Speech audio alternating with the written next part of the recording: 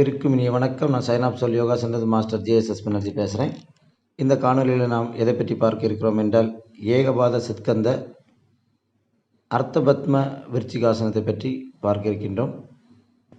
இந்த ஆசனம் செய்வதற்கு முதலாவதாக தாடாசன நிலையில் நின்று கொண்டு கால்களை தோள்பட்டைக்கு நேராக வைத்து கொள்ள வேண்டும்.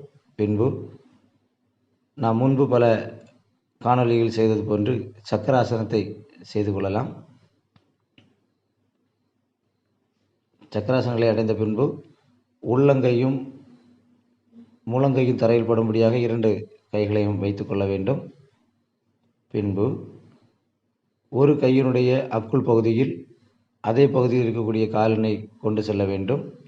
கைகளின் உதவியுடன் கொண்டு செல்லலாம்.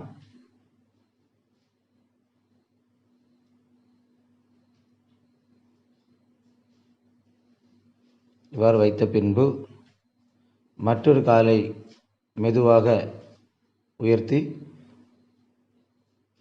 சித்கந்தாசனம் செய்திருக்கக்கூடிய காலினுடைய தொடைப்பகுதியில் பத்மாசனம் போன்று வைத்துக் கொள்ள வேண்டும். இவ்வாறாக இந்த ஆசனத்தில் 30 வினாடிகள் முதல் 1 நிமிடம் வரை இயல்பான மூச்சில் நின்று கொண்டு பின்பு ஒவ்வொரு கால்களாக தரையில் மெதுவாக எடுத்து வைத்துக்கொண்டு சக்கராசன நிலைக்கு வர வேண்டும். பின்பு தாடாசன நிலைக்கு வந்து நின்ற நிலையில் செய்யக்கூடிய ஓய்வு நிலை பயிற்சி செய்து நாம் நிறைவு செய்து கொள்ளலாம்.